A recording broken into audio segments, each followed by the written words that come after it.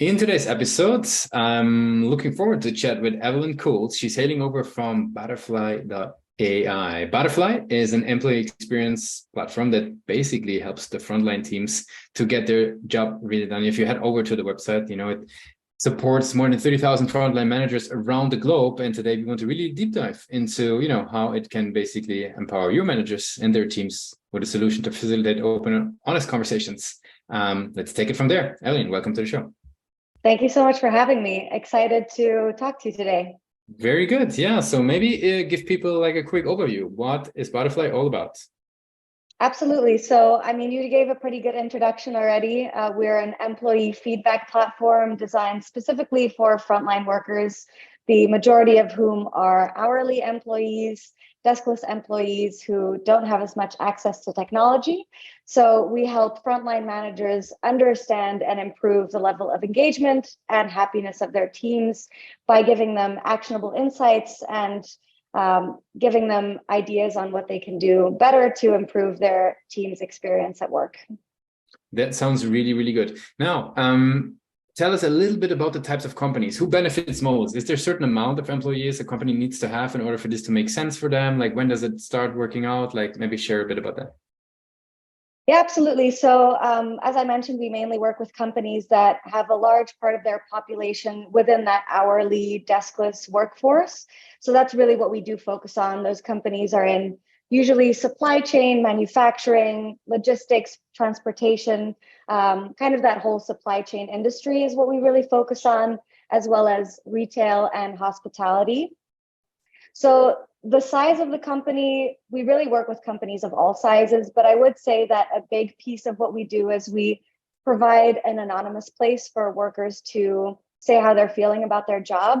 And obviously, when you have a really small company, it's a bit harder to ensure that anonymity.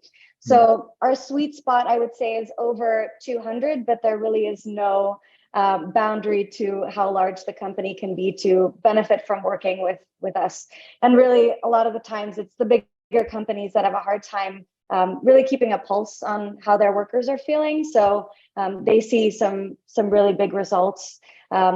The problems that we're solving are mainly within the frontline world. Workers feel less connected to their managers than people who are sitting at a desk or in an office. Oftentimes they're managed at a distance. They're not in the same physical location as their manager. They don't have as much access to technology, so they can't just, jump on Slack and kind of say what they're dealing with. There's also a gap in leadership. A lot of the times people get promoted to become managers for the first time without necessarily having all the skills on the people management side. And then there's also quite a few language barriers that we see within this industry. Teams that speak completely different languages, oftentimes English isn't their first language, so they have a hard time communicating with their manager. And these are all the challenges that our product solves. That makes a whole lot of sense. Now, very good. So let's go a little bit further. Like the people that are actually, getting ahead and getting started with Butterfly, like what types of people would there be? Which roles do they have? Would that be sort of HR managers, is it operational leaders? Does it come from the C-suite? Who's bringing it in? Yeah, that's a great question. And you already touched on kind of the stakeholders that we do talk to. So there are quite a few people usually involved in the decision-making process. Operations, HR, internal communications as well. But we usually start the conversation through the operations side, since they're the ones that are feeling the challenges that we solve on a daily basis. They're the ones who have a difficult time communicating with their workers, who are speaking a different language. They're the ones who are having a hard time keeping a pulse on how their team is feeling if they're physically in a different location. So that's really who we start the conversation with, but obviously then we bring in other teams as well, like HR and internal communications, sometimes employee relations as well, because this is also something, it's a communications tool for managers and their teams, but our product also allows you to track and improve top level goals. So this really includes a lot of people in the company, usually, such as, if the company has DEI goals, or want to improve their company culture, improve their eNPS scores, or ensure that there's a change management strategy that's working well to ensure smooth integration of automation or robotics. That's something really big that we're working on now. So it does involve quite a few people, and the conversation definitely expands across departments. That makes a whole lot of sense. No, very cool. How do these guys learn about Butterfly? What's the journey looking like? What is the channels that they walk through? So we have I would say, mainly outbound strategy right now. We're working on solidifying our inbound as well. But what works really well for us at the moment is events and trade shows that are very specific to our target industries. So we've been going to a lot of supply chain and logistics conferences, and we found that outside of just having a great place for us to showcase our product with a booth and potentially a speaking opportunity, this industry is also really built on solid relationships. So we find that being able to start out those relationships in person is something that really works well for us. And it allows us to also explain what we do on an educational side. I would say there's a pretty big educational piece to what we're doing. The topic of employee engagement in general is definitely more talked about than it used to be, but it's still, I would say, relatively new for a lot of people, especially in the industries that we're serving. Really linking what we do with higher retention rates, higher productivity, and how keeping your employees engaged and listening to their needs can help all these bottom line goals that companies have. That's definitely something that there's an educational side to that. So being at a conference in person really gives us that platform. Very similar to that, we also find a lot of clients through word of mouth. Supply chain in particular is a place it's a very well-connected industry. So if people are having an issue, a lot of the times they'll go to their peers first. So really making sure that our customer success strategy is in place to, empower people to want to share our product with their peers is something really important to us as well. And as I mentioned, we're also testing various paid and unpaid digital channels as well to see how those work, and really see what's worth investing in, because there's just so much out there that we could be doing, and we want to make sure that we're investing in the right things, especially as a startup. Very cool. Now, what role would you say does the website play in that journey? So personally, I believe that websites are the main place that people should be able to land and know exactly what we do and how we're solving their particular challenge.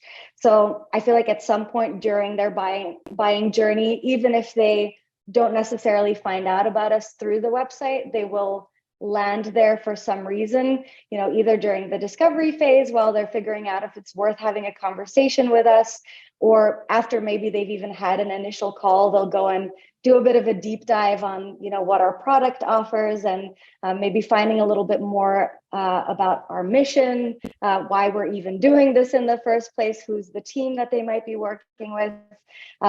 Or it might be used later on in the decision-making process where they're passing along info to stakeholders at the company. They just want to be able to share, what they're thinking about implementing. And I think the website should be a place that's a resource for them as well during that buying decision-making journey. Outside of that, I feel like it also just supports all the other marketing efforts you have going.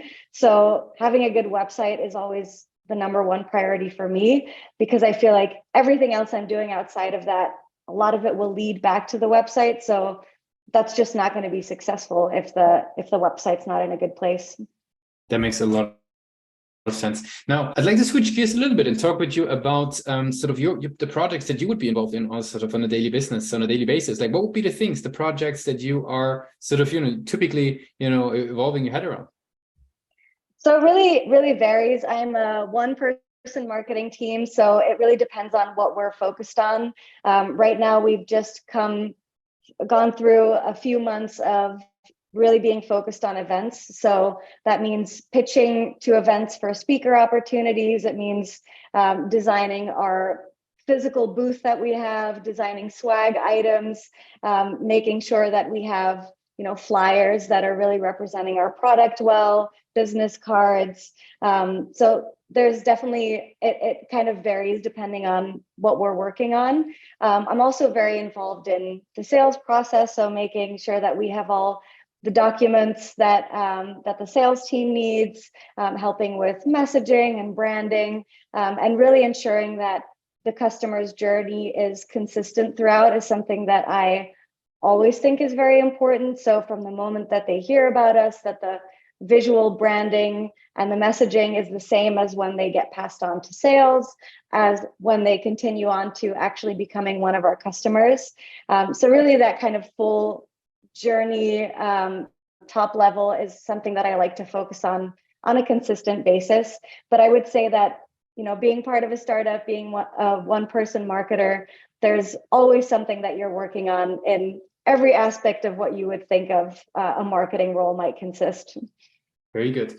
Super interesting. Now, I'd like to jump into rapid fire questions. Are you ready for those? I think so. I don't know. Let's see. Very good. Now, what would be the last book that you read or the last podcast you listened to?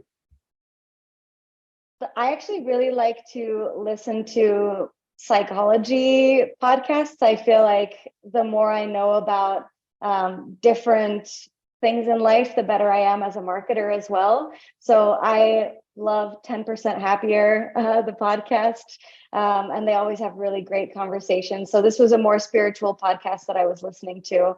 The last book I read, I'm actually currently reading a book. Haven't finished it yet, but this was a recommendation from one of my fellow growth marketers. She recommended this book specifically for marketing and startups. I literally have it right here. It's called Traction: How Any Startup Can Achieve Explosive Customer Growth. And I'm really excited to get deeper into this as well. Very good. Now, what would be the one single thing that the marketing team is focused on the most at the moment? At the moment, I would say we're actually, our co-founders are both at a event right now in the HR supply chain space. Mm-hmm. So I would say we're very focused on making sure that we're, just like this week, making sure that we're, putting out the right messaging, pre-event outreach, all of that stuff is in place. And really setting us up for success in the long run. I recently started at Butterfly earlier this year. So I've been very focused on making sure that our messaging is in place, that we're really speaking the language of our target audience, so that we're set up for success for all the other marketing efforts that we want to do. Very, very cool. That's been super, super insightful. I really appreciate, Evelyn, that you walk us through the world of Butterfly. I want to give you the very last word. If somebody would be forgetting all that we discussed about Butterfly today, what's the one thing people should remember? Sure. No, that's a great question. So I believe that maybe our competitive advantage might be something interesting to talk about. So our industries, in particular, supply chain, logistics, but really anywhere that has a lot of frontline workers, are experiencing a really significant challenge right now with where the labor market is at. Especially in supply chain, there are almost double the amount of people leaving the supply chain than are coming back in. And there's a really big turnover, quick quitting challenge that HR and operations have to deal with. So I would say that the biggest opportunity for these companies right now to attract and retain the talent that they're looking for is by improving the relationships that their employees have with their managers. So a pretty crazy statistic that recently came out is that 70% of employee engagement comes from the manager relationship. So I feel like giving managers the tools that they need to take the right actions and become better leaders is the number one thing that companies can be doing. BCG actually came out with a study that shows how deskless workers in particular who are dissatisfied with their managers are 2 times more likely to leave their job, 1.5 times more likely to feel burnt out, and 3 times more likely not to recommend their employer. So what we do is we're the first employee feedback tool that's really designed with this challenge in mind. And our product is built to tackle it from the ground up by empowering the managers themselves with the data and the tools that they need.